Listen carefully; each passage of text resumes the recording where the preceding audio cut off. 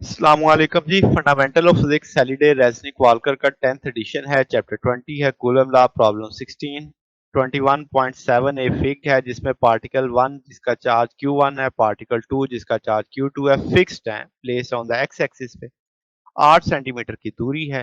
वो कहता है पार्टिकल 3 जो +8 10⁻⁻19 कूलम का उनके बीच में कहीं रखा है 1 और 2 के, ताकि नेट फोर्स जो है उस पर पैदा हो सके। अब हमें ग्राफ भी दे रहा है कि जो x component of the force दे रहा है कोऑर्डिनेट के, जिसमें पार्टिकल लोकेट किया गया, स्केल 8 सेंटीमीटर है। याद रखो उनकी दूरी भी 8 सेंटीमीटर है।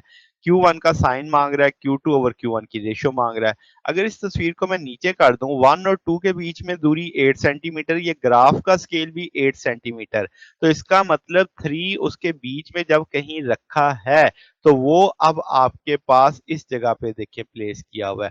तो हम कहेंगे कि 3 जो है वो क्लोज है किसके, 1 के। ठीक है। और Q3 हमें पता है पॉजिटिव चार्ज है। अगर पॉजिटिव चार्ज है तो इसका मतलब एक रिपल्सिव फोर्स होनी चाहिए थी। और आप नजर भी आ रहा है कि एक लार्ज रिपल्सिव फोर्स है आपके पास। तो Q1 का वही चार्ज होगा जो Q3 का है, क्योंकि रिपेल कर रहा है ना आपके पास।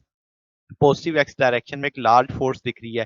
ये क्यू इसके बीच में देखो ना, फोर्स की वैल्यू बढ़ रही है। अब देखो फोर्स की वैल्यू कम हो रही है, तो ये पॉजिटिव वैल्यू ऑफ फोर्स है इसका ना, इनके बीच में एक रिपल्शन की फोर्स ज्यादा है, पॉजिटिव फोर्स ज्यादा है। तो अब आपके पास Q1 का वही चार्ज होगा जो किसका होगा, Q3 का। अब वो जगह जहां से ग्राफ क्रॉसिंग कर रहा है, इसका मतलब पार्टिकल 3 जो बिटवीन था, यानी दो चार्जेस के बीच में, उसका साइन Q2 जैसा होगा, क्योंकि जितनी फोर्स ये लगाएगा इसे रिपेल करने में, उतनी ये भी इसे रिपेल करने में लगाएगा। अगर अट्रैक्ट करता फिर तो अपनी तरफ खींच लेता। तो रोक रहा है, जीरो कर रहा है, उस पर फोर्स जीरो हो रही है। फोर्स जीरो होने का मतलब जितनी फोर्स इसने लगाई उतनी फोर्स इसने लगाई। और हमने ये तो तय कर लिया कि ये अगर पॉजिटिव है तो फिर इसको भी क्या होना चाहिए, पॉजिटिव होना चाहिए। तो हम कहेंगे कि पार्टिकल 3 जो क्रॉस कर रहा है लाइन पे, वो अगर आप 8 की डिवीजन देखें तो 4 खाने हैं। तो ये 0.02 आ जाएगा, यानी टू आप कह सकते हैं 2 सेंटीमीटर, मीटर में 0.02 हो जाएगा। और डी आपके पास 0.06 हो जाएगा।